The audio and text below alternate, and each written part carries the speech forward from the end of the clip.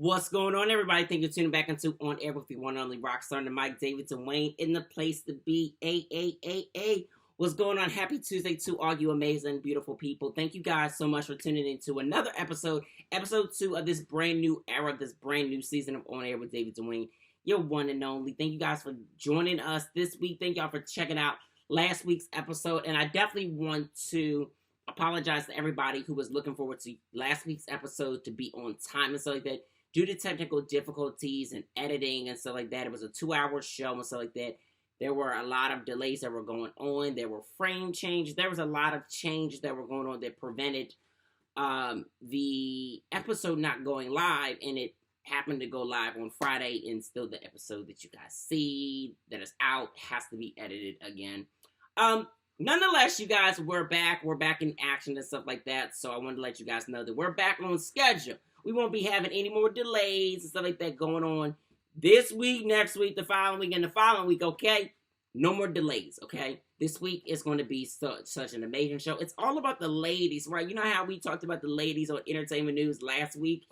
It's all about the ladies this week. So we've got recording artist Samantha Mumba joined with us and entrepreneur, marketing extraordinaire Latoya Bond with us this week. So I'm looking forward to you guys checking out these interviews. Like I said, we are all about the ladies.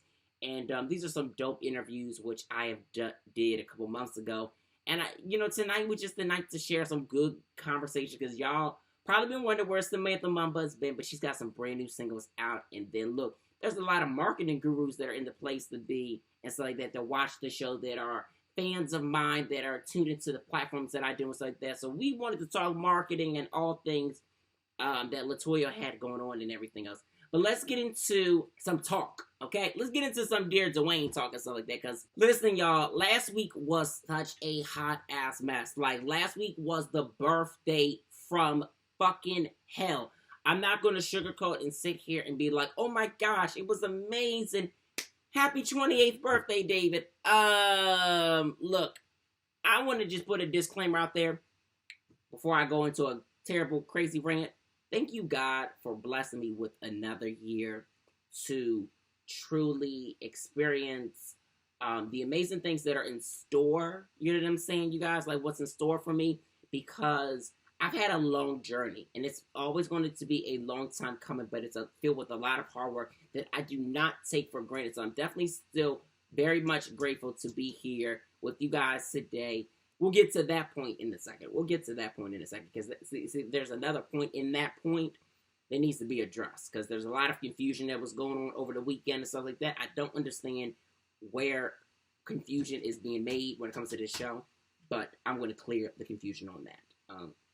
We'll get back to that after this point here with Dear Duane and stuff like that because we have some questions come in, and then also I got some things that I want to share. So I'm going to first share what's on my mind first, and then we're going to get into these questions, okay?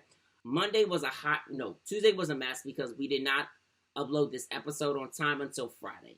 On top of that, there were people that should have said happy birthday to me that did not say happy birthday to me. Now, I know y'all are like, ooh, why is David getting so personal and like that on his show? Because first of all, I believe in that when you care, you love a person that's like that, you wish them happy birthday. There are many of times where one slip up may come about from one person, another slip up might come about from another person and another, but 3 times an offense is very offensive, okay? I'm not going to sit here, we're not going to sugarcoat that forgetting people's birthdays is okay.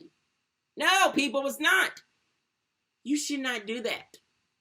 If you know that you should know, you need to acknowledge people's birthdays.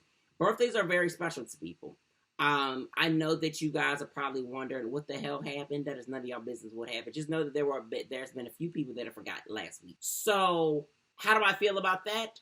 Just know that if you forgot about my birthday last week, I'm going to forget about your birthday this year and the next to follow. Okay? I don't do that type of stuff. It's very disrespectful for people to forget, and they know, and to not say it. And then there's a difference between clearly forgetting, like, oh my gosh, like I forgot, and then it'd be like, oh, happy belated and stuff like that. after the fact. There are those moments, but you can't be forgetting people's birthdays and then think that everything is going to be like, oh yeah, because people will be looking at you all types sideways, and I know y'all probably like, why is he caring so much about this? Because my day is my day. On top of that, we did not get to do anything fun this weekend, like that. I'll tell you what I did do. I did rest. I did get some rest, because constantly you guys are like, rest, David, rest, David, rest, David, rest. Put yourself first, like that. So I rested and I put myself first. However, in June, I'm going to Miami, the trip that I wanted to do last week and stuff like that. I wanted to do a Miami trip. I actually wanted to do Miami trip a couple different times. However, I did not do that for certain reasons why I did not do that. But I'm going to do that in June, and we're going to celebrate my birthday. I don't care if it's after the fact and stuff like that. Look, you guys, we are able to come outside as far as this pandemic is concerned. And guess what? I can always celebrate life and the amazing things that we did. It's like that. Just don't feel like just because it's your birthday, you guys, like it's one day or it's 1 week or it's 1 month. It's like that. You can't continue to celebrate that chapter. You know what I'm saying? Like, celebrate that chapter as long as you want to, because you have a right to. And as I always say to you guys, like, tomorrow is not guaranteed. So we have to constantly celebrate our lives, celebrate our great self, celebrate the ones that are around us, that are fueling us with good energy and positivity and all good things that nurtures our soul. Y'all know I can't speak English, but that's okay. Y'all know what I'm trying to say. Just fulfill your heart, damn it. But yes, I'm going to be celebrating in June. So anybody who wanted to know what the hell I did for my birthday, we didn't do anything yet. But Miami, I will see you in June. So I'm looking forward to it because I need some sun and stuff like that. I do want to see what the Miami beach is like and just the scenery and have some drinks, have a good time. I'm not doing the nightlife. I know you guys constantly talk about the nightlife and everything else, but Corona's outside, you guys. So there's no nightlife for you, boy, David Duane. And if there is a nightlife, I got some masks on, and I will be in somebody's corner, somewhere where there's not a whole bunch of people. So I'm looking forward to celebrating in June and stuff like that, and having such a good time. But most importantly, I got to, share last week's episode with you guys, and not only that industry conversation, our R&B room with my fam, my friends, Jamila, Dana, Lonnie, and Dondria, and Julian was so amazing. So I want to shout out to my good friends like that, because we had a great R&B conversation. And if you guys aren't familiar with our platform that we're doing with Industry Conversation, y'all need to get hip to Industry Conversation. We'll be back in June, though, so it's every Tuesdays and Thursdays, 7 p.m. Eastern Standard Time, 4 Pacific Time. But you guys can follow all the information at Urban Fierce. Well, yeah, Urban Fierce too, and then Industry Conversation and this Industry Convo on Twitter and stuff like that. Now, I did get some advice from Connie. Connie sent in a question, and she wanted to know, what should I do when I just am so confused about my career? She said that she started her career in music actually in the last decade. So she said she started in 2010, and that she's just not very sure what she should do. She's been an independent artist for a while. It's just about not knowing where she should, get her music heard. So, Connie, this is what I really think you should do, my friend. I think it's best to network. Network outside of your city, network online, network with the people that are amongst your city too, if you are in a major market and stuff like that. Sometimes even moving out of your comfort zone is going to help you get to the next step to where you need to be in your career. Never be afraid to just shoot that message and shoot a shot. You never know what's going to happen. Just because you might not have a blue check, or if you do have a blue check, I really don't know, Connie, and stuff like that. But you should just feel the encouragement to say, you know what, I'm going to bet on myself. The biggest thing that I did as far as my own self was bet on myself. Now, here we are from 2018 to 2011 to 2021 now, right? I have created multiple brands that are being well received by so many different people, different clients, different brands are part, different media outlets, different interviews, different type of exposure has happened. So put yourself out there. Don't be afraid. Honestly, even look at what the content that you have. Listen to the quality sound of your music And is it up to par with what people want to hear? Are my photos right? Do I have the right bio? Do I have the right people on my team that's really pushing and rooting for me? That's even putting opportunities in front of me and stuff like that. That's honestly the best evaluation that I would say to go for with Connie, because when you have established what that looks like for you, and you have that understanding, okay, of what your brand is, and then the people around you and have an understanding of that, then you can go forward and stuff like that, and have those bigger conversations. So I would just say, take evaluation of what your brand, what you got going on with your brand, evaluate the people in your team, what they have planned going on, and then not only that, but just honestly network, get out there. You got to bet on yourself and put yourself first in this race. Don't expect for the people in your team to speak for you. Speak for yourself, and if they're going to speak for you, make sure that you guys are speaking the same language. That's my advice that I have on that. Sean, what's up, man? Sean asked me an interesting question. He said he's been in a relationship for 3 years on and off with somebody, and they've not been able to make it official yet. Sean, that sounds like something similar to what your boy's been through, so like that. So what you want to know, Sean? Sean wants to know that when should I put my foot down as far as being in this relationship is concerned? Should I bring it up now, or should I bring it up when I feel like the time is right to have a conversation about us not being committed, and it's been 3 years? Let me tell you something, Sean. You better speak your mind now and forever hold your peace. The reason why I say speak your mind now and forever hold your peace, Sean, about the advice, not the advice, but this relationship that you've been into with this person for 3 years, because I've been in a very similar situation myself. And the biggest thing that I did was make my feelings known and make it present to that person and let them know where I'm headed, because I don't want anything to be a mystery to anybody. What my next moves are going to be and stuff like that. I don't want anybody being like, oh, that was shady and stuff like that, or he didn't let me know how he felt and stuff like that, and we're not friends or close or whatever case may be. Let that person know how you feel. Let that person know how you feel. Let them know your plans, short-term and long-term, and where you would want to see the relationship blossoming from. If you've been in this for 3 years, there's going to be a point where you say, I've got to put my foot down on this, Sean. I've been at the point where I've said, I got to put my foot on this my damn self. So I'm taking my own advice and me giving you the advice and saying, I got to put my foot down on this. So put your foot down and be firm in what you believe is right for your life, because at the end of the day, nobody in your circle is going to be able to tell you what is right for you and stuff like that. If you feel like holding on to your situation, I say hold on to your situation and figure out what that looks like. But if you feel like it's been 3 years too long and nothing is happening and nothing is ever going to happen, let go, And I wouldn't say end a relationship. Now, I'm going to break down a relationship. We all have relationships with different people, right? Whether that is a friendship, romantic ship, business, working relationship. I would say let the love romantic relationship go. Let that go for the moment and stuff like that, or even just let it go for the now, because if somebody is not showing you that they're much interested in you in that regard, do not feel like you have to keep pushing and keep pushing and pushing and pushing. And guess what? I've had friends tell me, look, David, there is plenty out there. There's plenty out there, somebody who would want you. But the reality is, and the truth is, y'all, I don't want nobody that's already out there that I don't already know. You know what I'm saying? Like, I don't want that, I'm like, y'all be trying to give me advice and stuff like that when it comes to this, but I don't want this. So I'm telling Sean that he needs to do what's best for him, you guys. So I'm taking my own advice. Do what's best for you, Sean.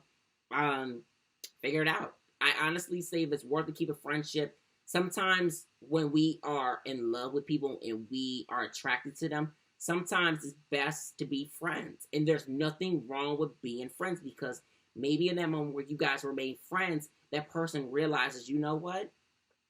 I should really step up to the plate. Like, I should really stop playing games.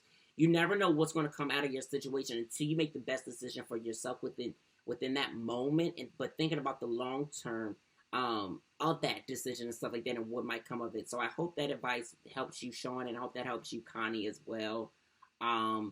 Because that's personally what I feel is definitely the best as far as like industry guidance is concerned and love and relationships is concerned, you guys.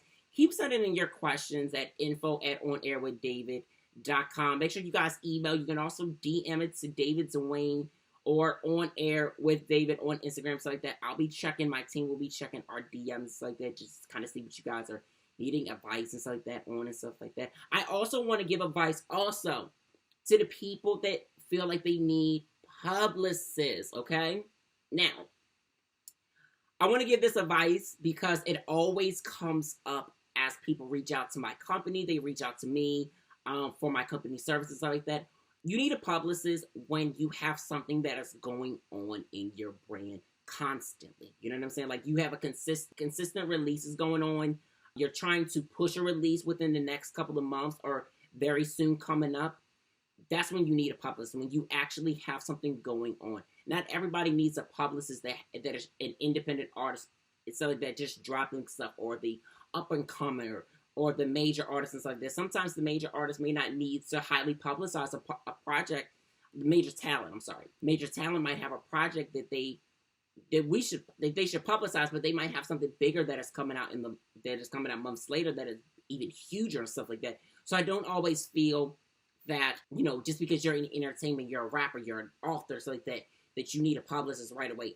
Get your feet wet. So they do some DIY press stuff, like they do some indie PR blogs and stuff like that, and interviews, so they do the work yourself before hiring that big team or that agency or that individual who is a professional that's been known to be doing this for a while. So like that, in a while can mean anything between, honestly, realistically, I will hire somebody that has been doing this from between not even 3 years, because I feel like 3 years is too short. But don't get me wrong, there are dope people that have been doing it for 3 years though, right? I would say people that have been in the game from 5 to at least 10 years, because those people are experienced and they are in the trenches. Not only that, when you're hiring a publicist and stuff like that, you want to make sure that you guys are seeing their resume, seeing who they've worked with in the past, seeing their company press deck, seeing what they're doing now in these times, what other services that they have to offer, who are their past and present clients, who are they affiliated with, who knows them, who follows them, who are they following. You want to make sure that you are going into hiring a publicist with good intentions, not bad intentions to be famous overnight. Being famous overnight is not realistic, you guys, okay? Even the internet sensations of the world have to put in hard work and stuff like that. This is just not a fly-by-night. Sometimes people get lucky and they are they've been in the trenches and they just, that one day they get really lucky, but there's still a lot of hard work that goes through it and everything else. There's a lot of pain. There's a lot of hustle and mentality that is getting them to the point of where they need to be, you guys. So I want to make sure that we explain when you need a publicist and stuff like that, and what to look for in a publicist. Don't look for a publicist to give you guarantees that they can get you in and stuff like that. Guarantees are not something that you should look for, because the problem is there's a lot of PRs that are out there that will give you a guarantee, say, oh, you can do this, you can do this, you can do this, you can do that, and stuff like that. And they'll give you media outlets, I'll get you featured here, get you featured there. No, stay away from those type of people. Get somebody that is going to truly work with you or the brand that you are associated with and create opportunities. Actually build that narrative. Actually make sure that the stories are told properly about you. Actually bring opportunities that are not just for short-term, but for long-term jeopardy. I want to make sure that we actually touched on that on this segment of Dear Duane and stuff like that, because it was so important you guys to actually get into and talk about. So, that is my Dear Duane for you guys this week and stuff like that. Again, you guys, feel free to send in your questions. That it's info@onairwithdavid. Instagram, David Duane and On Air with David. And we're going to get into this interview right now with my girl, Latoya Bond. She is absolutely exceptional when it comes to marketing and branding, like I told you guys in the beginning of this show and stuff like that. And you guys definitely want to stay right here, watch this interview. She is the CEO of BBM Agency. She also works with Yandy Smith. So many other amazing people who are just advocates in this space of Black culture and just doing things. Also, Everything Girls Love is her brand that you guys have been very familiar with for so many amazing years. And she is going to be talking about all those amazing things, you guys. So just sit back, relax, and let's get into this interview with Latoya right now, and then we will be back with entertainment news and then our interview with Samantha Mumba, and then we'll chat a little bit more.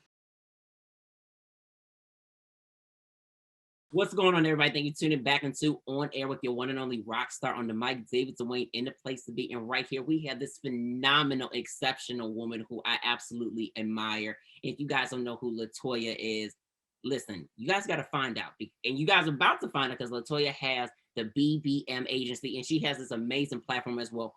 Everything Girls Love. And she's just been doing amazing things within the space of marketing, uplifting women, not just Black women, but just all women, and using her voice and her platform to uplift people. Toya, I gotta say, it is so great to have you on today. Thank you so much.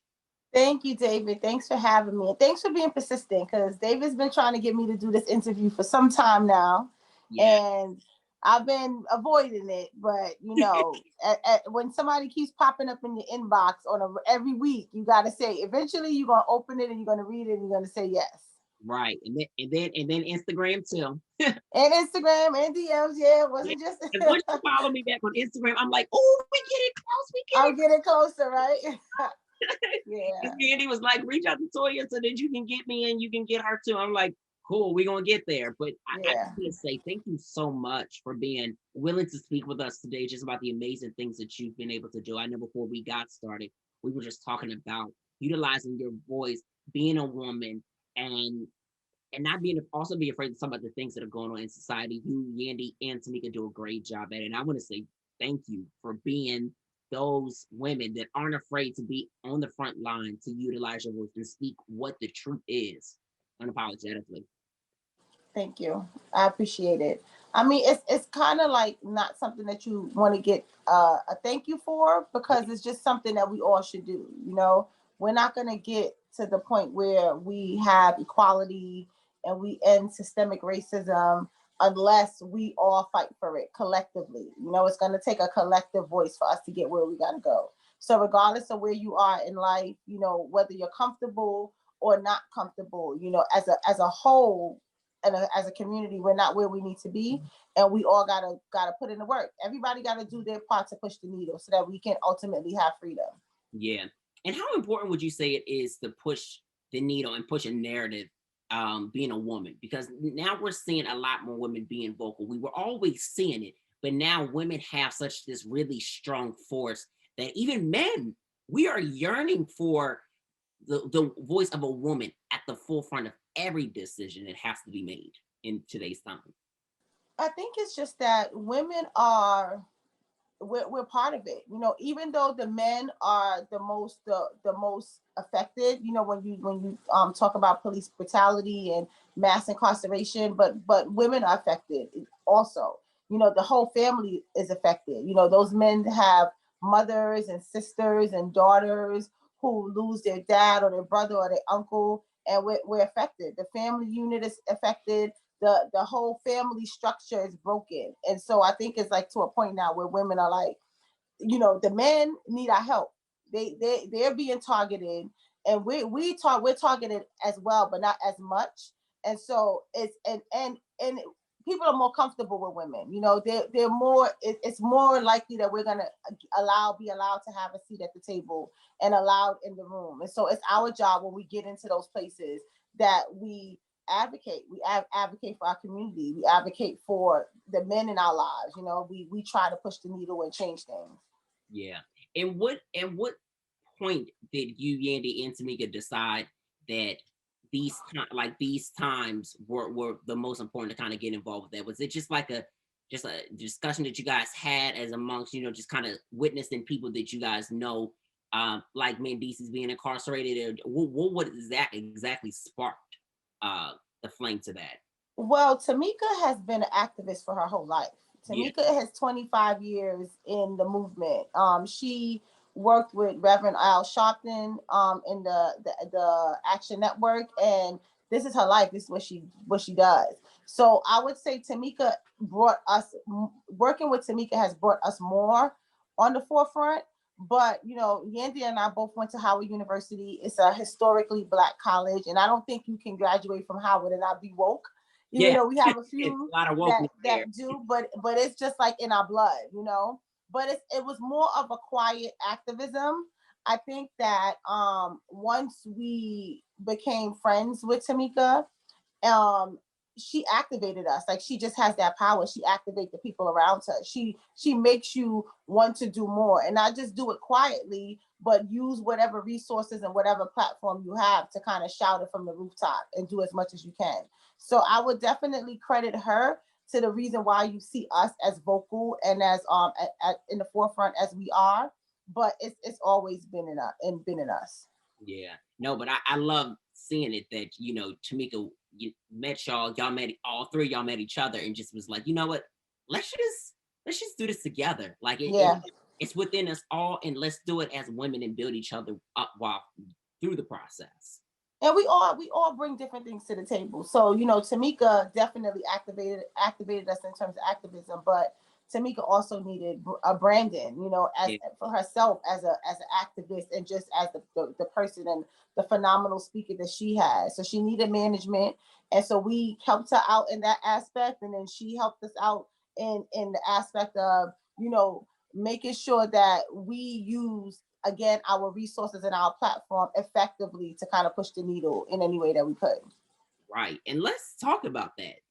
The BBM agency. Like, I know you came from corporate world and then in 2007 you stopped, when you found out your son was deaf, and you really took a leap of faith. Most importantly, you took the responsibility as a parent to make Mm-hmm. sure that he was good. And during that time, and just finding out the unfortunate, what kept you going? Just to stay strong, not only for yourself but for your child, and to just kind of keep some type of um light going for yourself. Well, I'm married, so I have a husband who is phenomenal. We have known each other since the sixth grade, and he is my business partner and my best friend. So, in anything in life, like, he keeps me going. He's Right. incredibly supportive. And when that happened, when we found out that our son was deaf, it was a family thing. It wasn't just me handling it on my own. It was me and my husband and our moms and our extended family. So my family, I would say, really is credit them with being able to help us push through. But just in general, my personality is that's just my personality. Like, I'm not I'm not the person to get stressed out about things often, or to get depressed.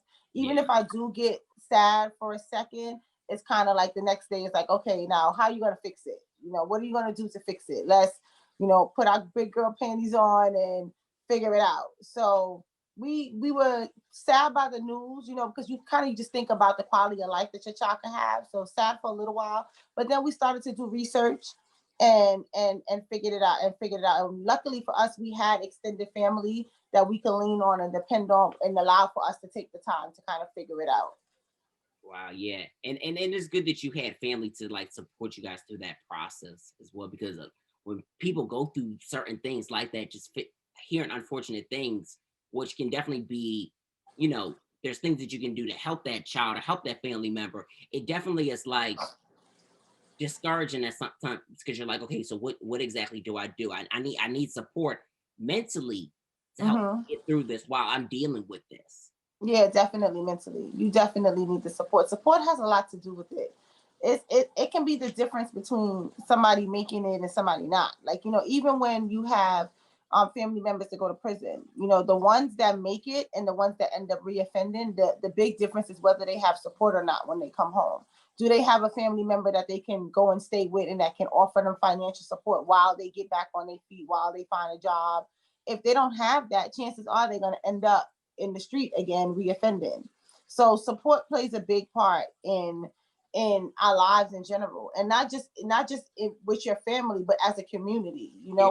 We have to be able to support each other and give each other grace as a community. Absolutely. So in corporate America, what were you doing prior to building this empire? Both of these empires that you got to have. So I wouldn't necessarily call it corporate America. It was a 9 to 5, but I've always worked in what I like to call a creative space. Okay. So I worked in production. I worked at BET. I worked in public relations. And immediately before I went into full-time entrepreneurship, I was working in the fashion industry. as a production manager. So it wasn't necessarily like Bank of America corporate, but it was a 9 to 5. Still, I still had a boss. I still had to answer to someone, but it was a real relaxed environment, real relaxed creative environment. So I was a production manager, which basically meant that I had accounts.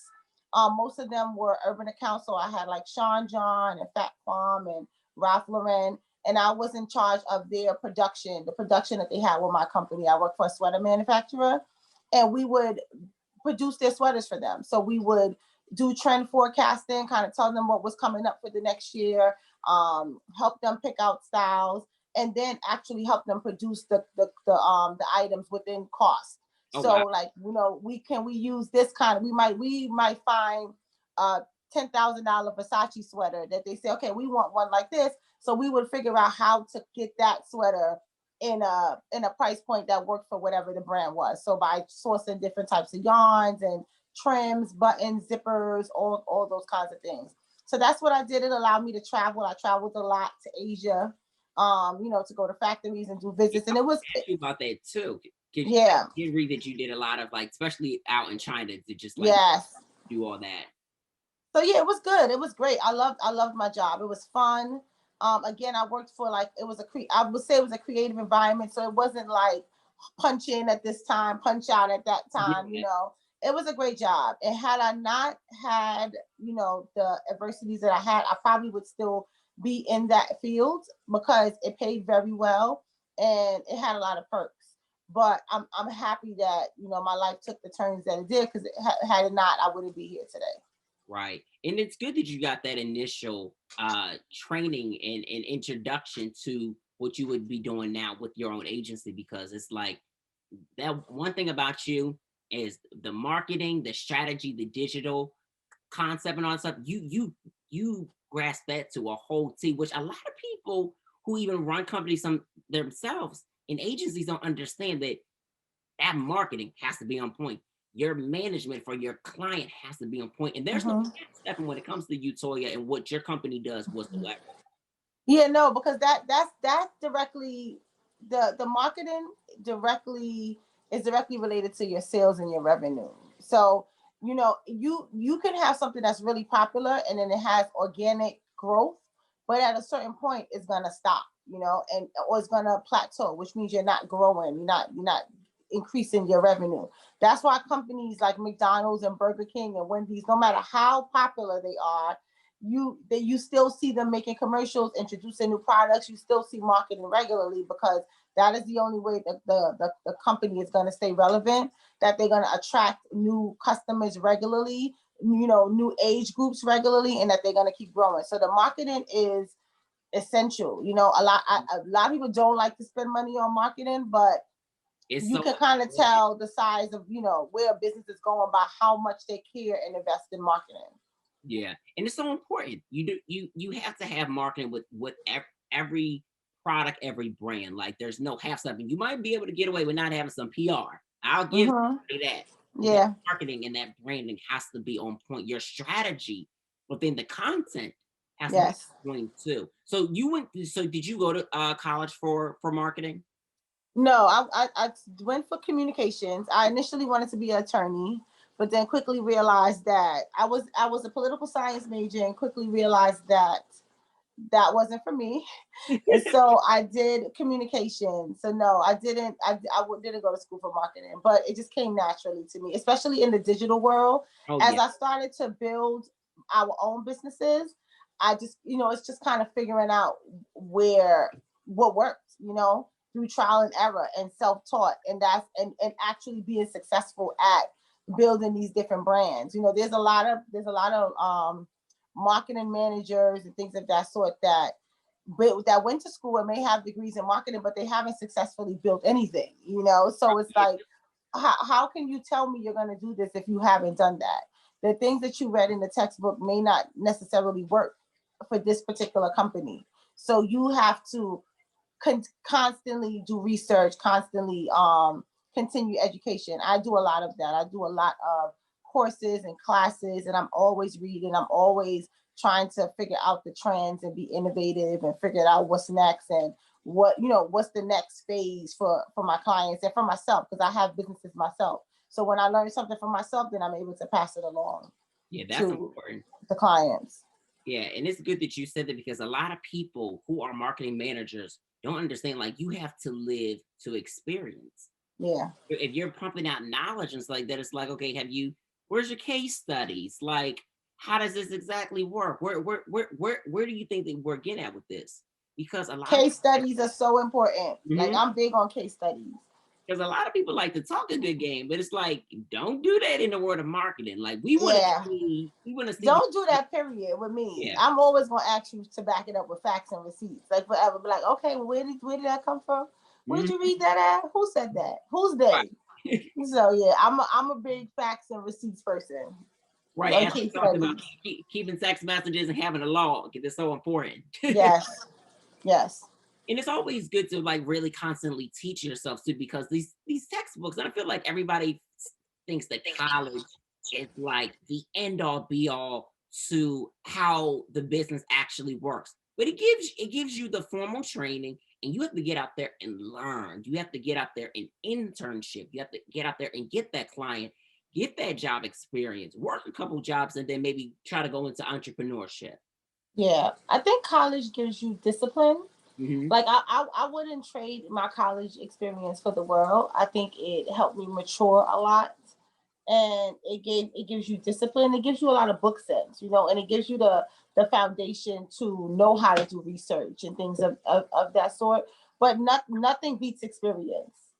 I would hire someone with years of experience over someone that is fresh out of college in a minute, even if they don't have a college degree, because it's just like that, especially in this this age where with technology, it's really about just knowing what, having your thumb on the pulse of what's popping, knowing how to sell things to your audience and what they're going to respond to.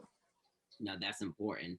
So when you and Yandy got together and stuff like that, and just started to build more on this company, you just kind of walk us through, like, what that exact journey was, because I'm sure you guys went through highs and lows, and still as women, with utilizing the skills that you guys know, and then working with different clients, and then taking it and building everything Girls Love as well too. There were some highs and lows as well. I wouldn't really say there were any lows. We just, because we didn't have any expectations. Like, when you start something without expectations, you really can't have any lows.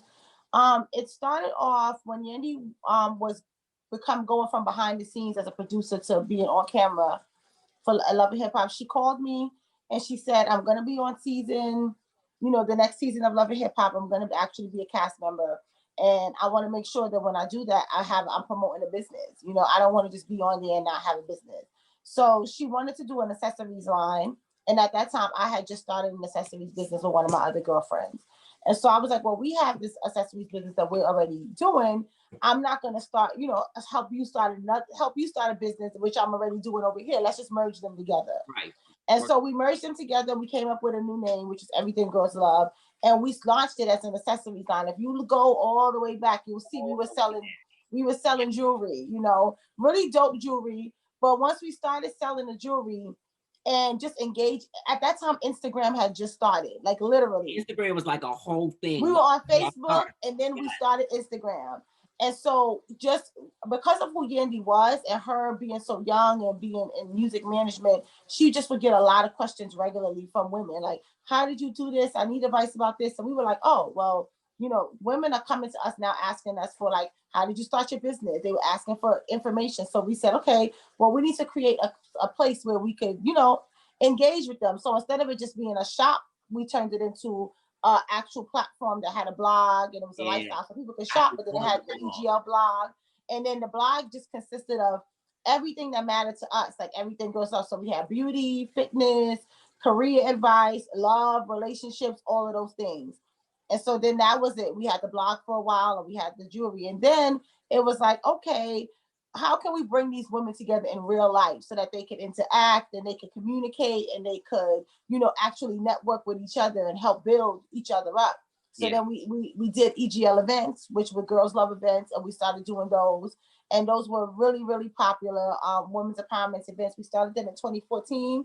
we probably did them consecutively for about 4 years.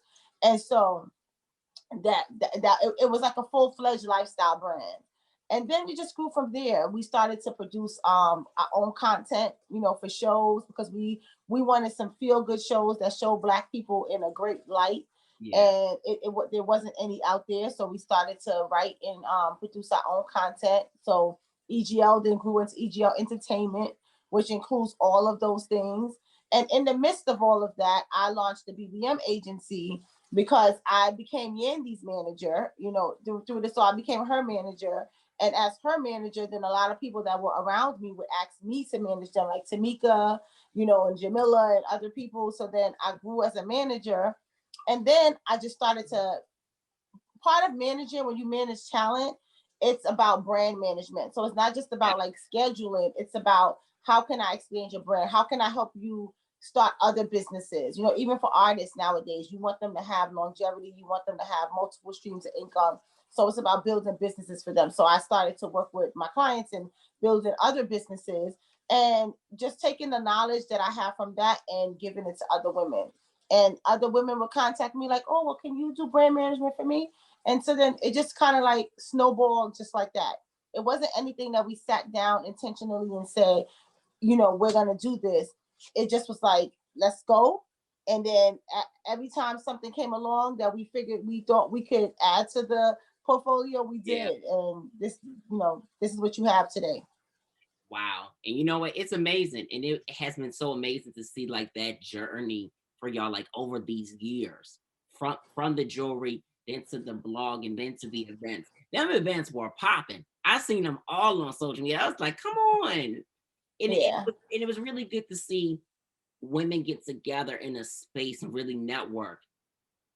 And it was all about collaboration, Yeah. So yeah, we talked about this year just recently that we were going to do those events again, because it was a real feel good time, and we need to get some of that back. So have you guys thought about doing some of the events like virtual as well too, until we get to that period where we're able to we've thought about it, but it's just we're so busy, especially like right now. So I think for 2021 we'll look into doing some virtual stuff, and then eventually doing the live events again. It just those live events took a lot of work. Like a lot of work. I imagine it's a lot of work. And we were doing like a whole weekend worth of events. So like it were day events, night events, and just doing it all on our own, from the venues to the logistics to the food it was a lot of work. Yeah, I know, because I put together some events, and now I'm doing my industry conversation panel, something, and just even though that's virtual and stuff like that, but just taking the same elements in that preparation and this person and the tech checks and all that other stuff. Yeah, it's a lot. And the reaching out, the getting the gift bag, the product sponsors. It's just that in and of itself is a whole business, which is really why we stopped, because we just got so consumed with other things that we just didn't have time to do the events. But Andy's like, well, maybe we can bring somebody on just to focus on that. So maybe we'll get them going again. Call me in 2021. Call me 2021.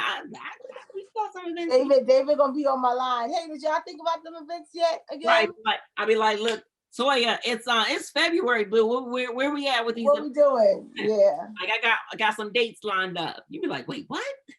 But no, I think it's important to like continue that, because women really love it. And I think that, like you said, everything was done in an organic sense. Even from, building BBM agency and then becoming a manager and stuff like that. And brand management. Can we go back to talk about brand management? Because I think that there is a lot of up and coming managers that don't understand the importance of brand management. So let's talk about that, just the importance of it, and how important it is to really expand your client's brand, so that longevity really doesn't just last, quote unquote, for 2 years, where it's long lasting. It's that 15 to 20 year expanse. So then when it comes to 25 year, then we're going to 45, and then then from that point, generational wealth as well too.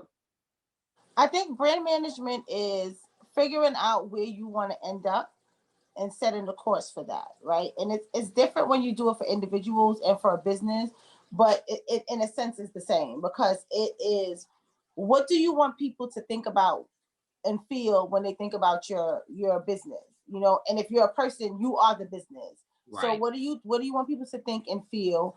and where do you want to position yourself to be? You know, so like with Yandy, when we started at the very beginning, we always said we want to position her to be um a woman's empowerment speaker and expert. We wanted her to be an expert on all things women. So everything that we did it with that brand in mind, and we avoided things that we thought would be a conflict. The one thing that that could have been a conflict was Love and Hip Hop, but Love and Hip Hop gave her the platform, and we just maintained the integrity of her brand and who she was throughout. You know, as much as we could, we tried to. There was plenty of times where she wanted to jump up on the table and smack somebody, but she was like I can't do that, you know. Right. Yeah, like I'm out here telling little girls, which is another part of our brand that we didn't talk about, which is EGL PUD, which is Partners Uplifting Daughters and Sons, which is our nonprofit organization, mentoring young girls and boys to kind of try to avoid some of the pitfalls that a lot of us get caught up in. Oh wow, yeah, I love that, especially the PUD, because that's one of Yandy's words that she always. Yeah, and that's where it came from, PUD. That's how we made it PUD, and then we made it an acronym. So it stands for Partners Uplifting Our Daughter and Sons. It was PUD first, but then we added the boys in, so we turned it into PUDs. Yeah, no, that's amazing, and it has so much uplifting. So being able to also do a nonprofit and then focus into children as well too, just so that we are keeping our youth at the forefront of our mind, especially while we're in this crazy pandemic where, you know, kids are at home. Mm-hmm. They're not going outside as much. They might, you know, go on the stoop or in the backyard or wherever you at, but it's not much of that interaction. So just having such a program in a nonprofit, how important is it to just kind of keep children at the forefront of our minds? It's super important, because I always say that the difference between the kids that make it and the ones that get caught up in the statistics are the fact that the ones that made it had a mentor at some point. You know, whether that mentor was a mother, a teacher, a neighborhood friend, they had somebody that took the time to pour into them and to show them that there were other options. You know, so it's I think it's important for everybody in the community to be that person for a child in your life, you know, at least one, and not your own children, of course, but outside of that, because, you know, some people just ain't built like that. They're not built to be good parents and to be mentors. And if you can kind of pull another child under your wing and just give them a little bit of game, it'll go a long way.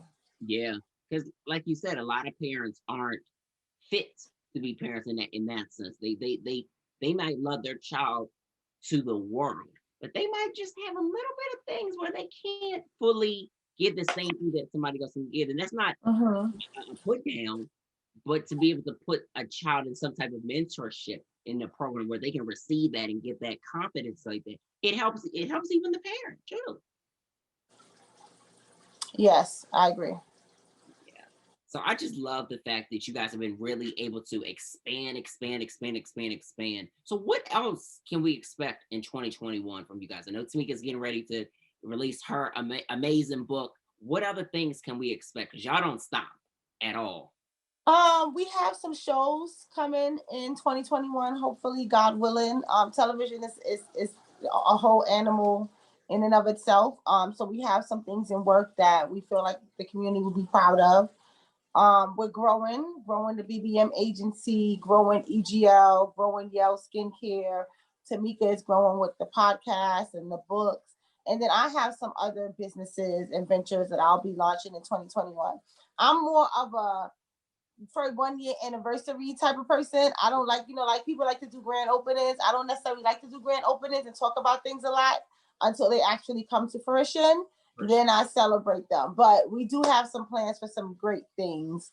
I want to release a product. I think everybody needs to have a product, something that you can sell in your sleep, whether it's a tangible product or it's a digital product like a webinar or something like that.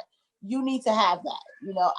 I have built lots of that for my clients, and so I'm looking forward to building that for myself.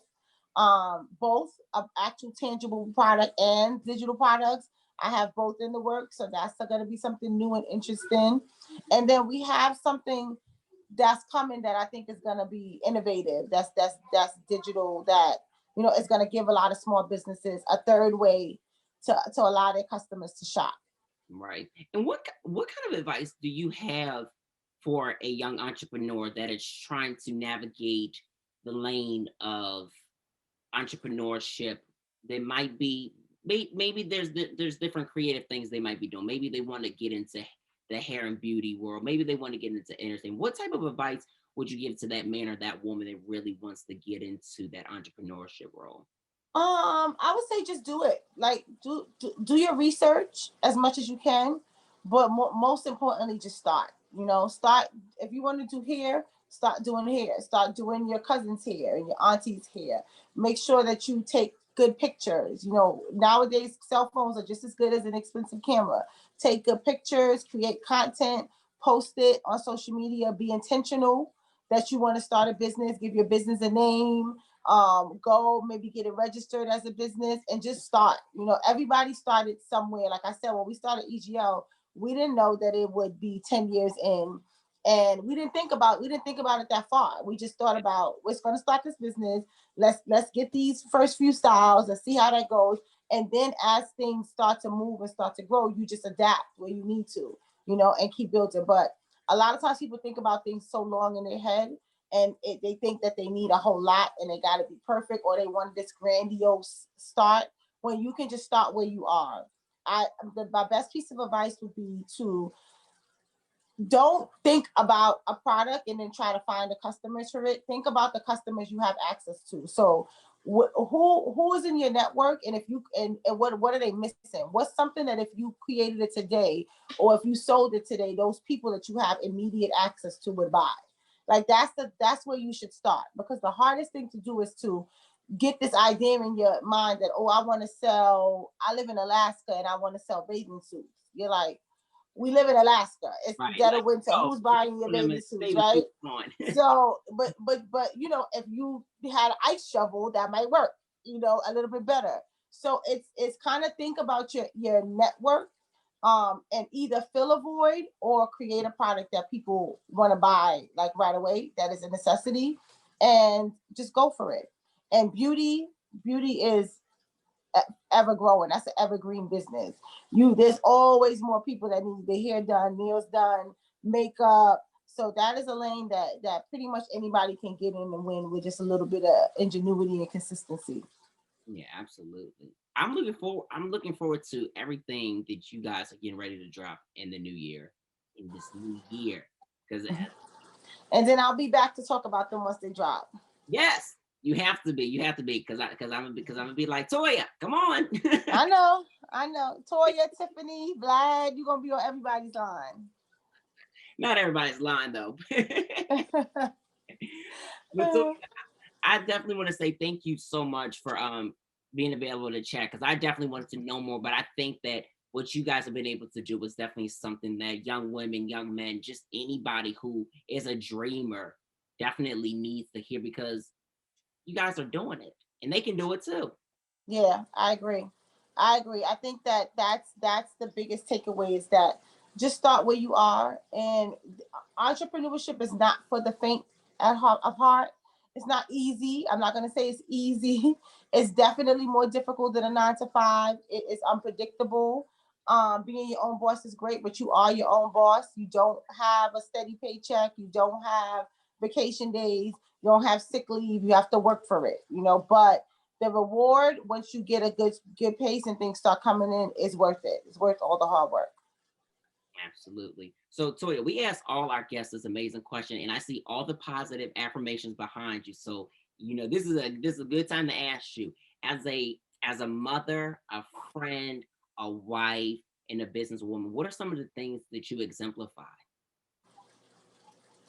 Exemplify. I think I would say that I exemplify hard work and persistence and confidence. So I think those are three things that you need. You know, like the confidence to walk in the room, and even if I don't know how to do something, to be like, oh yeah, sure, I know how to do that, and then leave the room and figure out how to do it and make it exceptional. And I always pride myself on over delivering, you know, what people ask for. So I always go above and beyond. And then and hard work. Like, you know, am the person that's going to wake up early, stay up late, work on the weekends. As an entrepreneur, when people have office hours, I don't really understand that. Yeah, because you're like office hours where? Even though you do need balance, let me just say, as I've gotten older, you do need balance, right? You need to carve out time for family, but sometimes it's like this. Like sometimes the family gets this much, sometimes the family gets down here. But at the end of the day, it's all worth it because I'm able to provide a great life for myself and my family, and we're doing good, so I can't complain. But yes, I would definitely say persistence and confidence and hard work. All those two things, if you have those three things, I think that makes for a good entrepreneur. Yeah, it definitely does. Well, I love the fact that you said that. And Toya, thanks again so much for this interview. And most importantly, congratulations on just everything that y'all have been doing and what you guys continue to do and just uplifting people. I think that's amazing. Thank you, David. I really appreciate it. Absolutely. So let people know where they can follow you on social media, where they can follow the BBM agency and everything Girls Love. Girls Love. So you can follow me at Bonded Forever, BONDED, the number 4 ever. The agency is the BBM agency, and EGL is EGL Win Network. You can find us all on Instagram, Facebook, Twitter under the same handles. They everywhere, so make sure y'all follow. Follow. All right, you guys, and we are back with entertainment news. What did you guys think about our interview with Latoya? She is so freaking amazing. Thank you so much, Latoya, for the amazing interview and the amazing conversation. Make sure you guys follow Latoya at Bonded Forever on social media. So just follow her on everything. But it's not against entertainment news, like I just said, because clearly I got so excited that I just had to jump right back into the swing of things because y'all know, dude, this is what we do, right? This is what we do here. Sorry if we are a little slanted and stuff like that. I had a chair malfunction like this, so we had to get me back together. However, let's get into the entertainment news because Diddy is finally, it is official, you guys, that Diddy is now welcome the love era. He posted earlier yesterday morning that his ID, let me show you his Florida driver's license right there. He posted that on his Instagram page, and not only that, but he posted a court order of changing his name from Sean John Combs to Sean Love Combs. Now listen, I love it, but I hope Diddy did not go ahead and take the John out of Sean John Combs, because what we're used to from Diddy is like that. But you know what? At the end of the day, when somebody is happy and they want to feel like love is the positive energy that they want to spread outside of just the name, because he's spreading it with the name, but he is spreading it in all things, and it's just so amazing. And y'all know that Puff, I'm still calling Diddy, I'm still calling you Diddy, and I'm still calling you Puff, and I'm still calling you Sean and Mr. Combs. Is that okay? I hope that's okay. He has always been about exemplifying positive energy, and he's such in a good space, creating new music, and he's got this new record label that he announced that he started as well too, that is going to have our girl R&B songstress Stacey Bartz, who's going to be the first artist to be signed to Love Records today. So we're looking forward to that. Speaking of records and stuff like that and entrepreneurship, Jay-Z finalized the deal to sell Tidal to Square for $302 million.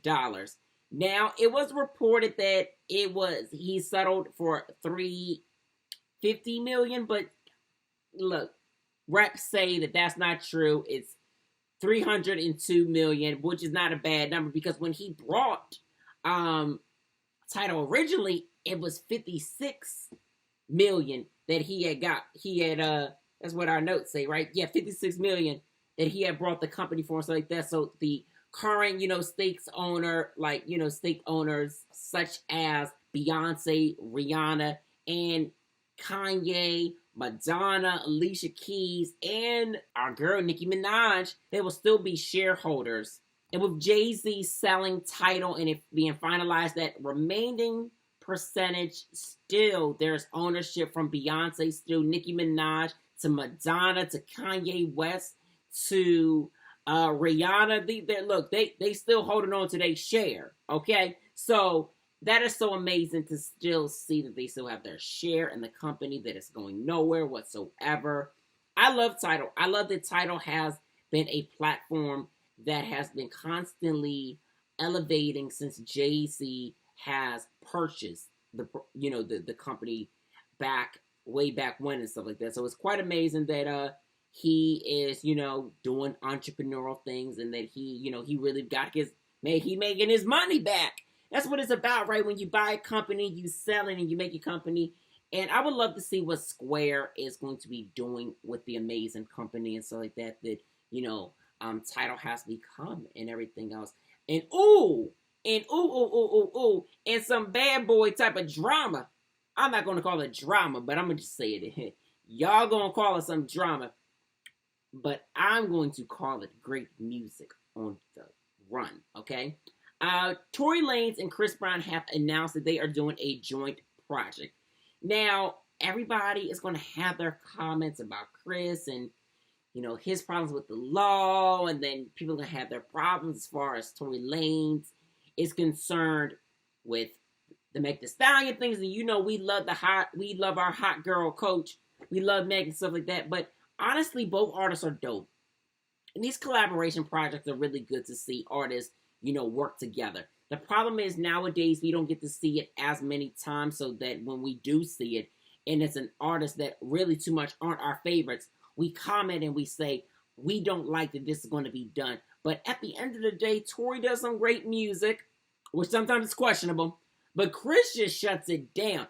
Honestly, Chris, can we get the new album that we know that you've been working on first before this Tory project, please? Cousin. Because I feel like me and Chris are cousins because we got the same last name, but don't you ever call me Brown. But we want the Chris, we want this project before you and Tory's project. We're glad that you guys are working on a project together, because, like I said, we need to see projects and artists collaborating together. We need to see this. And great news, great news. The Weeknd, The Baby, Pop Smoke are leading the Billboard Awards nominations. Now, it's going down. It is definitely going down. What is the date that we talk about here? It's going down May 23rd. The show is going to air on NBC. Some of the nominees also include Drake, our boy Drake. Y'all know we love Drake. It also includes Taylor Swift, Doja Cat, Rod Wave, Lil Baby. Hey, look, Lil Baby got his nomination because the Grammys screwed him over with the one nomination. So we glad to see the Lil Baby got his nomination here. Juice WRLD, rest in peace to Juice WRLD. Ariana Grande, AC/DC, Maroon 5. Woo, this list is long. Meg Thee Stallion, BTS, Justin Bieber, Chris, of course, Jhené Aiko, SZA. I mean, the list goes on and on and on and on and on. We are glad to see that the Billboard Awards, no matter what, can get their nominations together. Now, the Academy did, for the Grammys, that they did announce that they will be cutting down their nominations and the voting and how that whole process goes and everything else. I just think that we need to get right. The Academy, y'all need to get right with these nominations. Y'all can't be skipping out on the people, and then y'all be having people that don't be including the right people. So we'll see. We'll see how this nomination works out and stuff like that for the next following Grammys. But listen, we are here for the Billboard Awards, okay? We are all here for the Billboard Awards. Thank you, Billboard Awards, for getting these nominations right. Y'all get it right every single time. BET gets it right every single time. MTV gets it right every single time. So we can't complain. We can't complain. We love to see it. We love to see it, you guys. And that is our entertainment news for tonight. And feel free to comment below. Let us know what y'all think about, Diddy changing his name to Love. Tory and Chris doing a project together. Like I said, I feel like we need a Chris project. I know we done got 1,000 songs out of Chris. But look, brother Chris and cousin Chris, look, make sure that your project, Solo Dolo, comes out first. Okay? So make sure that comes out first. And then you and Tory can do a project. Tory actually did a nice performance, you guys, that you guys need to check out. Let me go to his page and see where it's at. It's on his YouTube, okay? It's on his YouTube channel. Check it out. Tory is doing his thing. I guess he's trying to stay out of all types of trouble right now. He just needs to promote and focus on his music, and I'm glad that's what he's doing. Staying clear, staying far away.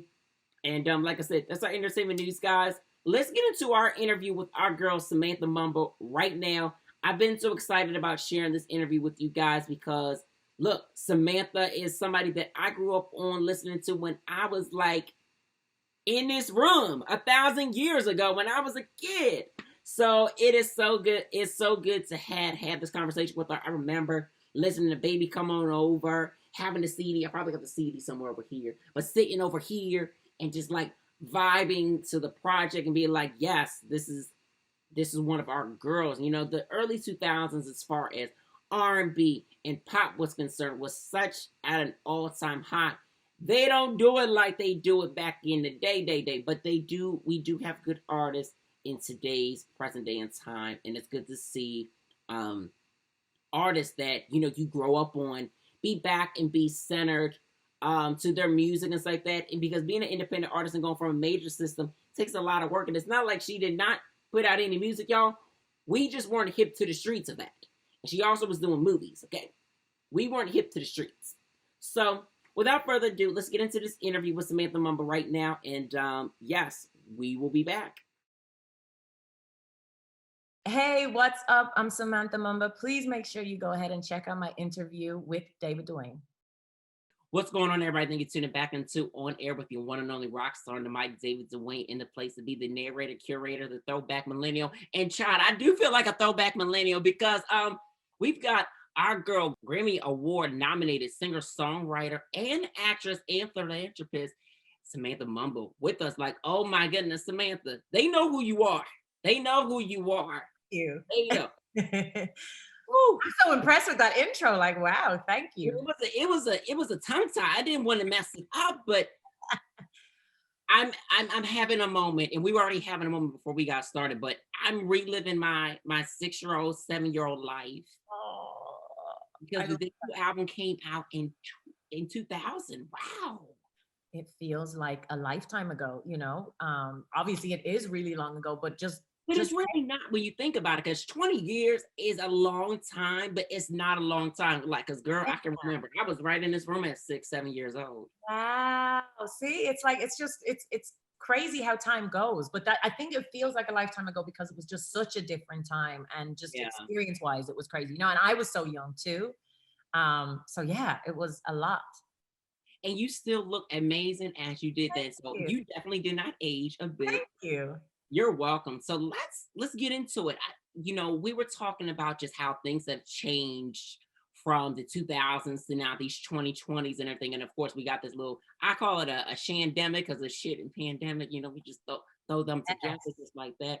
But oh my goodness, there's just so much to talk about. You got this new single and video, Cool, which yes, it's such a mood. It creates it is a vibe. So anybody who hasn't heard it, when you're done watching our interview, make sure you download it, you stream it, you go check out the video. But just now getting into this space of creating again, because when you dropped your debut album, you were with a major label, and things kind of shifted. You know, they merged labels, and you weren't able to put out music and stuff like that. So it kind of just even go through that part, because I think it's very important that we start there, because people don't understand, like, when you go away from doing music or something that you're very passionate about, and I'm glad that you're so passionate, you're very focused on, you know, wanting to do music again, but people don't understand, like, how fighting to get out of a label is so discouraging, because it's exhausting as hell. On top of that, women shouldn't have to put such a fight when they are really passionate about what they're doing.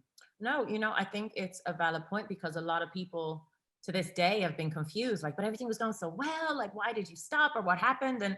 And that's the thing, you know, it's an industry, it's a business. And I wasn't the only casualty. There were a ton of artists that got caught in that merging, to where my core team, you know, my A&R, everybody that I had done everything with, were moved around. Some lost their jobs, you know. But to be completely honest, at the time, I was grateful for the break. You know, I bought my house in Ireland. I was able to not be living out of a suitcase for once. I was able to, you know, hang out with my friends, have parties, like just live a little bit. And I really needed that because I've been in such a work bubble. You know, I think certainly as a new artist, you hope for the best, but I didn't necessarily expect things to take off quite as quickly as they did or as many things happen as they did. So, you know, at that point, I was so ready just to feel like myself and just have that little break. So it's not even a case that I was like fighting and like wanting to get out of the deal. I was like, okay, cool. Like we'll get to it when we get to it, you know? And then as time went on, it was like, oh, I am stuck in this deal and I can't release music. So that was a little bit of a weird thing. But then it was like, okay, I'll go do some movies. So I did some movies and, you know, and then I moved to LA and finally then eventually getting out of the deal. I think I was probably not even disheartened. I think I just really had seen the industry for what it is, and it is a business, you know, Right. and that's how you should always look at it. But I was so young coming into it that I feel like, you know, I signed my deal at 15. So I think, you know, half of the people in the label I considered friends and family. And, you know, when all of that's gone, it's kind of like, oh, so I just wasn't sure if that was even something that I still wanted to pursue. You know, for a long time, I was kind of very okay with leaving that at kind of what it had been and what it was, you know. Um, yeah, that's kind of where it was. And I feel like a lot of people, and understandably, because I've done this myself pertaining to other artists that I liked, and I'm like, where did they go? What are they doing? You know, people forget that it's not that I've been in this like, you know, dusty little cardboard box going, you know, when do I get to come out again? I've been living my life and you've still been working, and that's enjoying my life. Yes. That's, you know what, that's the biggest misconception. Just because people don't see you, they don't think you're doing anything. And Yes. in that time, like you said, you were acting. And Acting, doing different business endeavors. To this day, I have different business endeavors that are completely separate to this, that are very fulfilling, Right. you know. And I like to keep things separate to a degree as well. But even just, you know, getting to have relationships, life experiences, all of that stuff I craved and really needed and was ready for. And so, yeah, I mean, I just feel like life is truly just an adventure. And so you go through different experiences and different times, but yeah, I mean, I have to say some of my best memories have been the past 10 years when people didn't know what I was doing or where, you know, like Yeah. that's I'm sure that's been great. had a lot of pressure on you during your early times of being in the industry. Um, you know, it wasn't even so much pressure. It was just that it was so much work that I just was constantly on the go. So it was constant, you know, flights, different hotels, different countries, different shows. It was just one thing after another. Like a day off genuinely was rare. So it's not even that it was pressure like that. I just didn't really even get a chance to take it all in or even enjoy it per se, you know, Right. because, you know, it's a lot of work. Yeah, it definitely is. So take us back to like when you first, you know, discovered your love for music and stuff like that. Because I'm sure there's probably a lot of people who don't know, but then people who are fans of yours that have been, you know, following your music and your career just in general for a while knows how you got started and just like when you found that passion. But just for our viewers, tell them. Of course, absolutely. I mean, for me, music has always been a passion. So I, you know, grew up doing tap and jazz and performing, doing Dancer. yes, doing more theater, you know, productions would have been what I was doing growing up. So always had the passion for singing and music. Michael Jackson was everything to me as a child, like everything. Like I wrote the fan club, like I was just big into, you know, and he was just magical to me. So, it was kind of one of those things. And it's so funny. I found like old diaries when I was a kid and ridiculous, but like in like this diary, I don't know what age I would have been, maybe 10, 11. And it was me practicing my autograph, you know, because I suppose I don't remember feeling that way, but obviously I was very sure that, you know, this was what I was going to be doing. And almost in a weird way, you know, it was manifesting what I really wanted without knowing that, you know, what that truly meant. So I never had a desire to go to college or, you know, I always wanted to do music. I never knew how I was going to get there, but definitely that was 1,000,000%, you know, in my head that was what I wanted to do. Wow. And so, yeah. And you manifested and gotta tell you happened the I album. did. So were you already working on that album before getting signed, or did you get signed and the album happened? What exactly happened? You know, Yeah. So So once I kind of established my management, I actually got my publishing deal before I got a record deal. So, Yes, which come on, is Pub. the best thing, smartest thing that could have happened at all, you know? So that was great.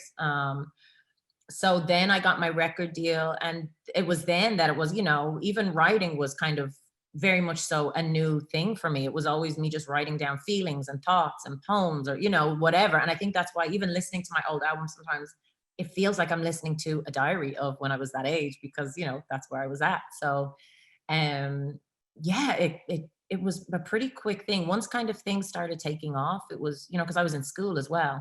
So once I signed my deal, I was like, I'm out of here. And I just didn't have time to stay in school. Either way, like that was a choice. And thankfully, my parents didn't fight me on that.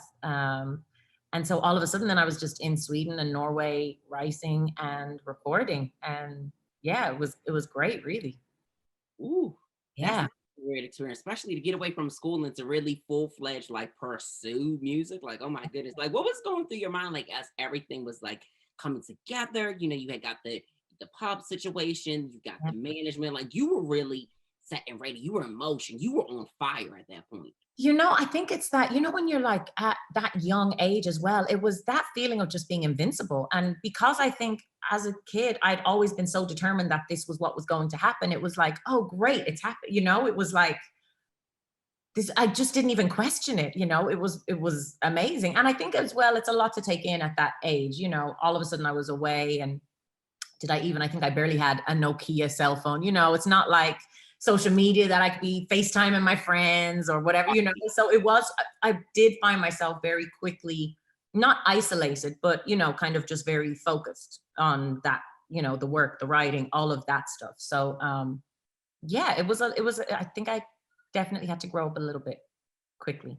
I could imagine because it was like you're processing everything and you're basically in a job setting now. Yeah, But it's also your dream and your passion, and exactly. you're really having to do the writing, like you said, and even the writing part. I think that's amazing that you had got the publishing deal before the record deal, because a lot of people don't understand your Right. publishing, all the royalties, all that stuff has to be intact if you are an artist. That's Yes, like one of the main things. it's just crucial. And, you know, I have to be honest, even at that age, because I didn't write everything on the album, but there was instantly a disconnect for me when I'd be in the booth, you know, after being handed a sheet of lyrics to sing, when I didn't have that connect. I hadn't put that time in. I hadn't put my stamp on it, my flair on it. It was a disconnect for me to record that. So, you know, I think even aside from, I mean, obviously the number one reason business wise, it's just the smart thing. It's the right thing to do, you know, if you have a passion for writing. I mean, you know, there's some incredible, humongous singers out there have never written a song in their lives, you know. Yeah. And but just for me, there's a disconnect when I don't have that connection um to the lyrics, I suppose. You Mhm. know, so yeah, it was great, but it's just crazy. It's just funny just even reliving it and re-talking about it now, you know. 'Cause it was such a good time then, and when I think about Baby Come On Over, and gotta tell you, just the record in itself outside of the whole project, woo! Good times, like Great hearing time. it on the radio, seeing the video on TRL, and just that nostalgia of Yeah. the 2000s was just so amazing. When those records came out and you heard it on the radio, you knew it was going crazy on the Billboard charts. You were at these different awards. As things were going, like, what were you feeling? Because it went from the recording process to now it actually happening. Right. So, I mean, that was a crazy time for me. And to be completely honest, as a European artist as well, you know, particularly back then, before social media, before there was all of that, it was a huge goal, you know, one day to, you know, do something in America. You don't, that was 1,000,000% unexpected. So that just blew my mind, but it was incredible. You know, I had some of my best times, you know, doing all of the radio shows and being on the tour bus, and like that was so fun for me, you know. But it was big. It was a lot to take in and a lot to do. And it's when you're in it, because you're just constantly on a schedule and, you know, what's the next thing? What's the next thing? Sorry, my daughter's in her room. She's really loud. Yeah, it's a lot to take in. But when you're busy and you're doing so much, I don't know. And I don't know if maybe it was a way even for me to deal with it because it was so overwhelming that it was just, I just kind of was getting on with it, and you don't have so much time to enjoy it, you know.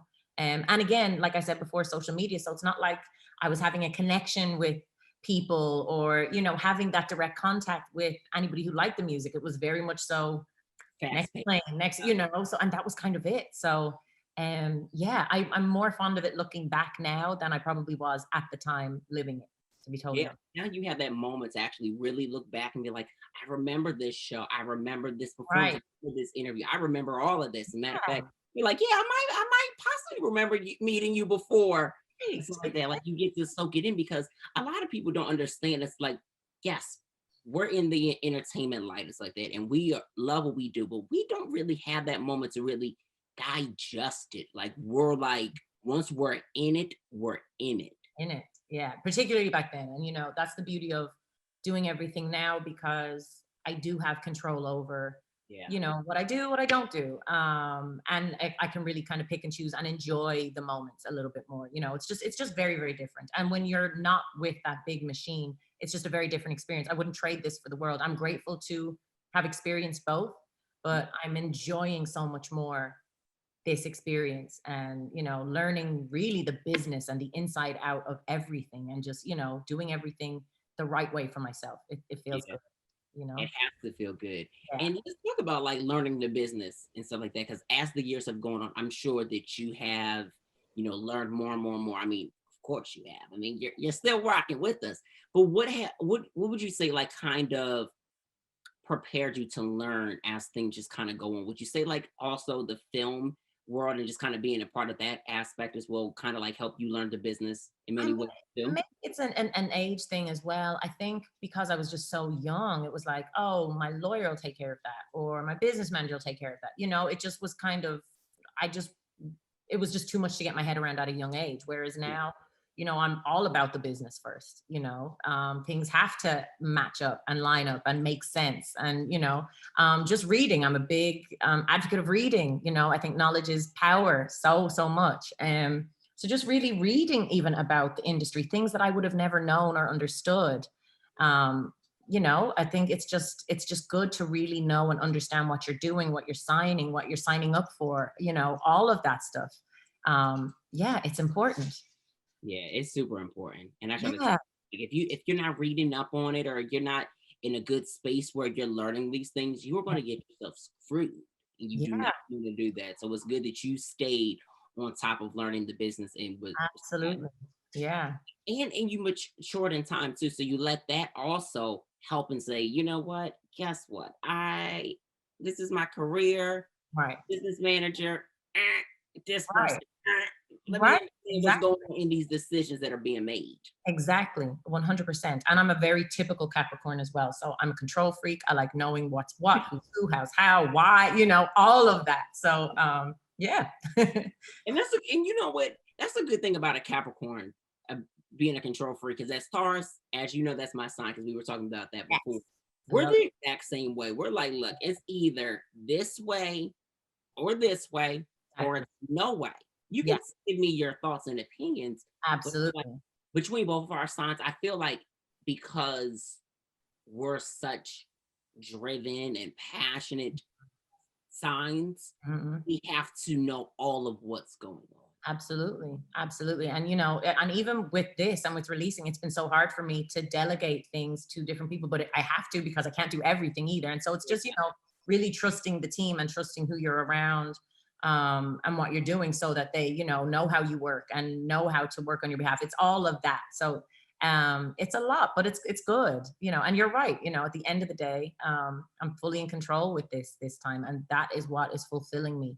Aside from anything else, it would be, I can't even imagine being in a situation where I really didn't have any say over any of this, and I was just told Yeah.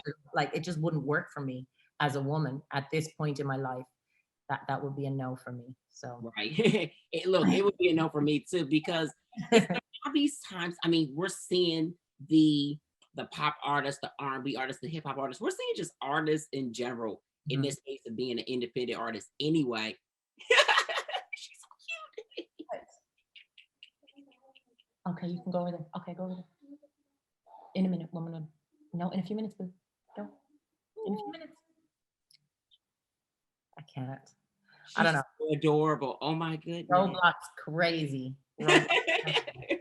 You said she was trying to play Roblox? Oh, she's playing Roblox. Ah. So you can charge it. Okay. And again, this is the beauty of it, juggling, motherhood, everything, you know.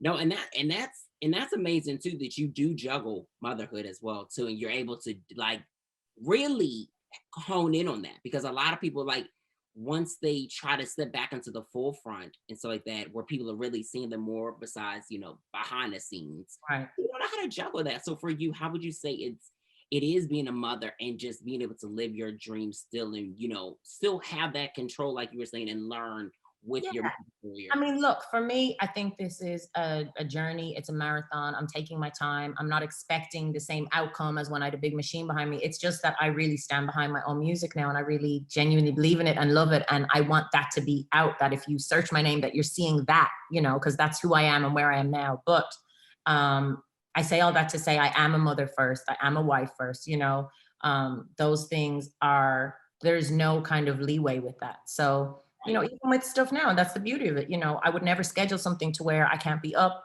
and home with her in the morning, that I can't be making her breakfast. As soon as I get off this, we're going to go have some lunch, and I'm straight back into mommy mode. So it's just the beauty of now is just being able to juggle all of those things and make it make sense, and still fit in with what my priorities are, because she's my purpose. This is absolutely a passion. Right. But being a parent, like, she's my purpose. Like, this is Sage's world. I'm just living in it and doing a little bit of passion stuff here and there too. And I wouldn't change it for the world. I love that. So. No, that's so amazing. And let's talk about even being a wife too, like you just touched on, because Yes, that's what's different in this chapter of your life as well too. absolutely. And that's such a big thing too. Yeah, no, 100%. And I think that's why I was supposed to actually initially release back in 2019. I'm so sorry. I have a puppy and she's got a toy. It's squeaking like crazy. And I just couldn't get my head around it in 2019, because it was like, God, how am I supposed to be in New York and London and Dublin and all these different places? And, it's not optional for me to not be with my daughter. So it just was a lot for me to get my head around. And so from a very, very selfish perspective, and I'm like a functioning introvert, I love that I get to be home and still put out music. And I don't have to travel all over. I can sit here and do Zoom interviews and do, things this way. This really works for the type of person that I am. And I'm grateful for that. I know a lot of people have hated this year. It's been a shit year for everybody, me included. But I think, focusing on the positives and, really focusing on the good thing, I think we've all had to reevaluate what's important to us. What do we have to do? What do we actually not have to do? What is making us even happy? So this has been great in this sense, to be able to ease my way back in slowly, still get my music out, but still, focus on the things that are truly important to me as well, aside from music. So yeah, look, we're all just figuring it out, aren't we, all the time? Yeah, we really are. And I think that, just like you said, even though, 2020 was crappy and stuff like that, like, going into this new year, this new space like that, I mean, some people are probably going to be mad that I said this new space, but damn it, it is a new space. It is a new space. Every year is a new space. But you know what, though? We've been able to see the good, the bad, and the ugly. Yeah. Through this pandemic. And a lot of people have been able to do amazing things. Like, you got this new single, Cool. And it's like giving us a real chill vibe. And the video is amazing. Like, you've been really working on this project for like the last 2-3 years, like that, and just really just focusing on it. Yeah. And just your sound. Yeah, no, I have. And I can't lie. Like, that's the really fun part for me, is when it's my little secret almost, because obviously if I'm doing the music, I'm writing, and I have a great team that I work with, and we have so much fun creating, that this is kind of the part that stresses me out a little bit, because then you have to put it out to the world for consumption, and then it's judged, and is it good, is it bad? And when it's kind of just your own creative outlet and you're getting to do just what you love with no, none of that stress, it's so fun, it's great. But I'm really, really appreciative. The feedback has been so positive from everybody so far. And even just deciding on what the first single was going to be has been so hard for me, because it isn't actually indicative of the rest of the record, but it was a vibe, and I love the vibe, and I felt it and wanted to put it out. So And yeah, just figuring this all out as I go along, truly. So Samantha, also tell us about process like this video, this record that you got, because this is different from Cool, but we love this record as well too. The fans are getting into it, and just tell us about it. So, so yes, obviously releasing Cool is amazing. And then I also went and released another single called Process, which just personally means a lot to me. It has a lot of personal meaning. It's a very different vibe to Cool. But I just felt like it very much so sums up this year and what this year has been. And if I didn't release it now, it just wouldn't have been a single. So yeah, look, giving options and putting some different content out there for sure. Yeah. And I think that's important that you're doing that, before the ended, just to drop a song and stuff like that. Because people love to hear more music, especially from artists that they love, and they're like, listen, we haven't heard music from you in a minute, but we love this. We give us more, give us more. They start to gravitate for more. And I'm sure you realize that too. Yeah, no, and I really appreciate that. Initially I was going, is this madness? I first of all wanted to do a double A side, and then it's like, people don't even do that anymore. Stop. So so then I was like, well, look, if I don't get this out now, and that again, that's kind of the beauty of doing things myself. It's like, there's no rules. I kind of can just drop another single. So I did. And I think, it's nice just to have a different side of myself musically than Cool, because like I said, Cool is very much so a vibe and just something that I personally love so much, but it isn't indicative of the rest of the record. So so it's good just to kind of, get a different feel out there. And it's a different sound for you too. So it was definitely needed its time to be like, you know what, let me take my time. Let's figure it out what sound, which one is the right one to put out, even though you got a bag full of bangers ready to hit them. Dude, I'm so excited. Now I'm really just excited for, to have it out there. But enjoying the journey regardless, for sure. Yeah. So and then the album is coming out top of the quarter, right? Yes, the album is going to be out at not the top of the quarter. It's going to be probably like April, May. So I don't have a set date on that yet. But yeah, I mean, at the end of the day, it's there, it's ready. So it's really just about me getting it together and getting my head around it. And, but I have a lot of things that I want to do, and I want to have as much visual content. And, I really just want to make it as big for myself as I can, in my own world and whatever that is. So lots planned for 2021, I must say. I'm ready. Thank you. Thank you. Yeah, and the fans are ready too, because like I said, they grew up with your music. Right. They grew up seeing you on television, from the music videos to performances to acting and stuff like that. And I know that acting is something else that you're definitely getting into later in 2021, right? Yes, I have a couple of things scheduled that we are going to be shooting, hopefully once, the world goes back to semi-normal at some point.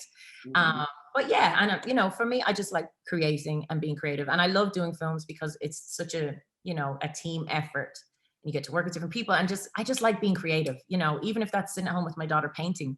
I have just as much fun doing that as I do doing a movie, So yeah, we'll see. But I definitely am excited I feel ready to kind of put my best foot forward, I suppose. I know that's right. And we are loving the energy. It's the energy for me, sis, okay? Thank you so much. Absolutely. And with this project and stuff like that, what are some of your favorite records that are on the album that you are looking forward to people hearing?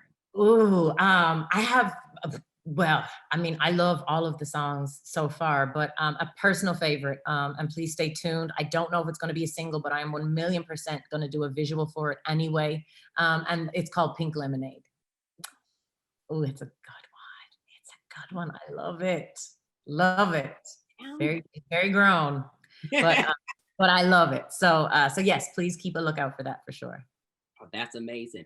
Yeah. And with your writing on this project, like how would you say like it has changed and evolved from that time?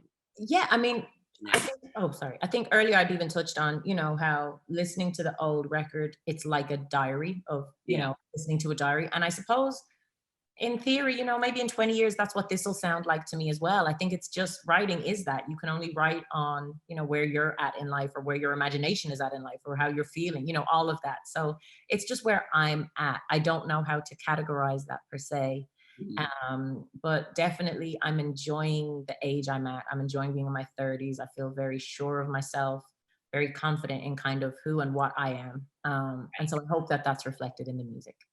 And I feel like it definitely will be reflected in the music. And speaking of women and stuff like that, we've had a lot of women be at the forefront of like leadership, especially now in these times. Like when you were coming up and doing music in the beginning of your career, it wasn't a lot of that. It was very little that it was there, but now we see it. How do you feel now seeing that reflected as like these executives, these managers, and just even Black women or just women speaking about the things that are going on in this world?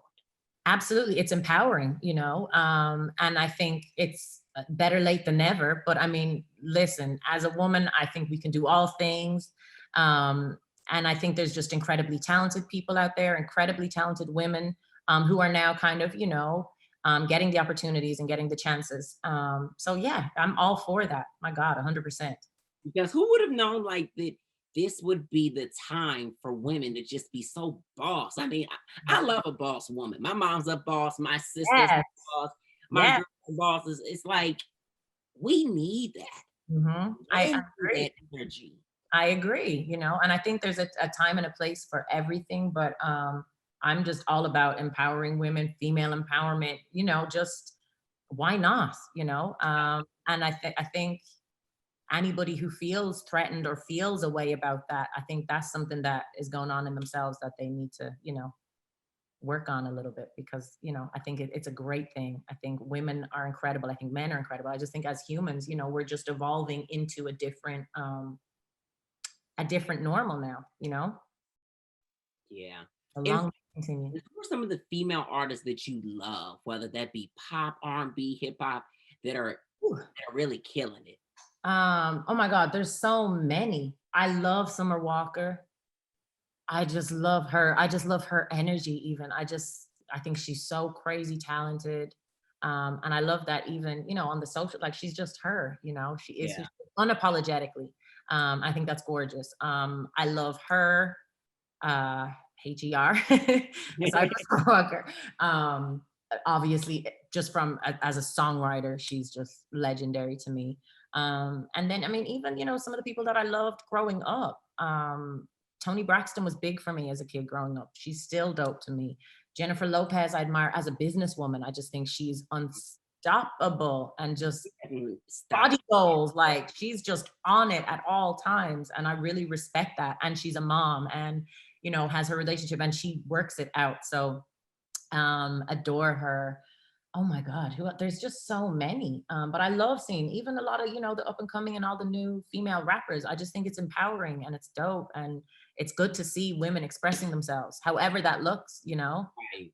I love it. So Me too. I love it however it looks because I just feel like it's so important. yes. It's really important to hear a woman's perspective and how she feels.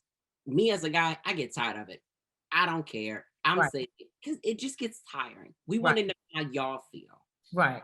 No, I love that. And yeah, look, I'm all for women doing what makes them feel good. So whatever that is, if you love it, I love it, Right. So yeah. And I know that you are also planning on doing some possibly some virtual shows. Yes, I actually am.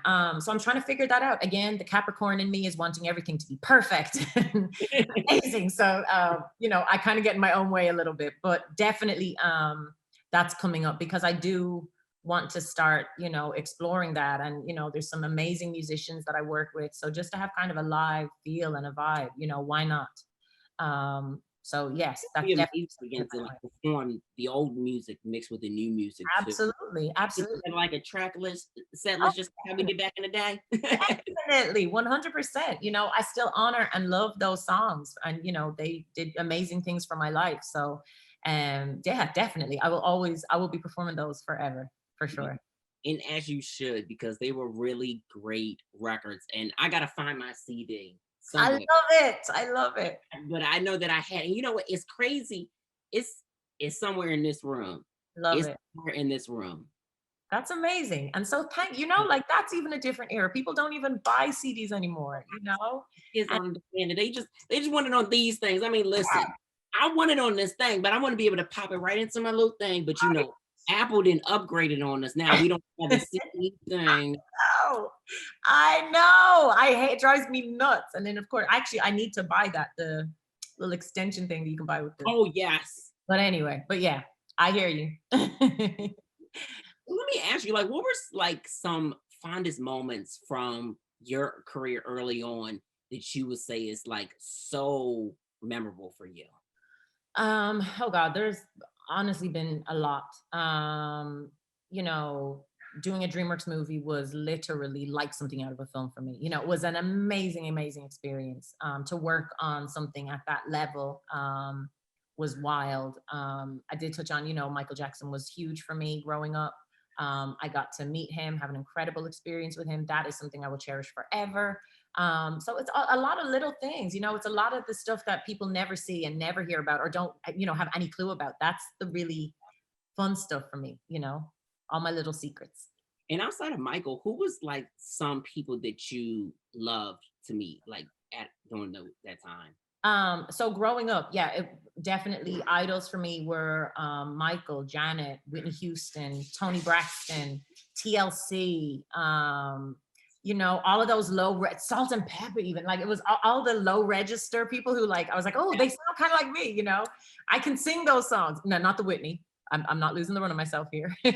And you can do it, but you can do it in your range now. I can do, yes. Okay. But you know, I love Whitney so much. I'm like, I hate when anybody touches her songs. If you're not Whitney, I don't want to hear you singing it, period. So that's on period. Period. Like nobody's going to do it like she did. So, but yeah, the Toni Braxtons, I was like, oh, I can do that. You know, the TLC, the T-Boz, yes, I can do that. So I really related and connected to those artists growing up. And to this day, you know. Because those were amazing times for me to see. So I'm glad that we are having this conversation, Samantha. Thank you so much. Thank you for having me. Anytime. I appreciate it. Anytime. So I gotta ask you. We ask all our guests this question before they go. So, what exemplifies you as a woman who is a mother, a wife, a sister, a daughter, a friend, an artist, an entrepreneur? So, look, I think I just every day want to be just the best version of myself. I'm forever growing. I'm forever trying to be better at, you know, all of those things. So I can only hope that I'm getting there daily. And you are, and you do a great job at it. So congratulations. Thank you. Welcome back with the new music and stuff like that. I'm looking forward to it. Everybody else is looking forward to it. And this is going to be such an amazing time. I appreciate you so much. Thank you for being so supportive and positive, and your energy. I can feel it through our little Zoom. So I love it. Thank you. Please, let's do it again. Yes. We friends now. Yes, I would love that for sure.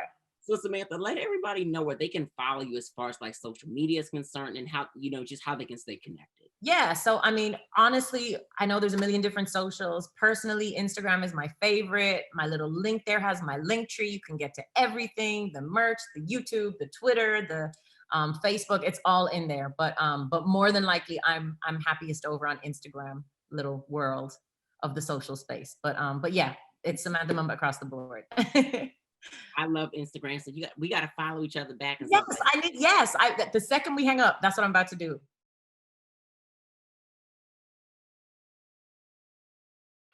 Well, you guys, that's our show for this evening. Thank you guys so much for tuning in to On Air with David Duane. That was such a dope interview with Samantha Mumba, being able to catch up with her, find out what she's been up to. I mean, an honor to meet her on the screen, y'all. Like, what? It was so lit. And shout out to Latoya as well. Shout out to Samantha and both Latoya and their teams for allowing us to speak to them. Their busy schedule. Look, such a great combos. But I am so happy that you guys tuned in. Thank you guys so much. Whether you're watching this live right now or whether you're watching this after the fact, thank y'all for tuning in. Next week, we're going to have Lorianne Gibson and Vito on this show. So make sure that you guys check out the show. Make sure you tell all your friends Lorianne Gibson and Vito. Y'all know Vito, you got it. And Lorianne, Miss Boone Cat. Okay, my good friends joined on the show. And I love as we get closer and closer and closer to like these next few episodes, because we're getting to like the best of the best of the best. Like seriously, like this is no game, no joke, you guys. And it feels good to be back, like I told you guys last week. And next week, we just going to continue this amazing energy with Lori and Vito. And then the following week, we're going to have Titus Megan and Ajian. And then we're going to have, who we got on for week 5? We're going to have Blue Kimball and Lecrae. Like, oh my goodness. We are really going to do the damn thing. So, you guys, make sure you guys stay tuned because look. You don't want to miss us every Tuesday, okay? 10 to 12 Eastern Standard Time and 7 to 9 Pacific Time. All right, y'all. Be blessed, and we'll catch y'all next week.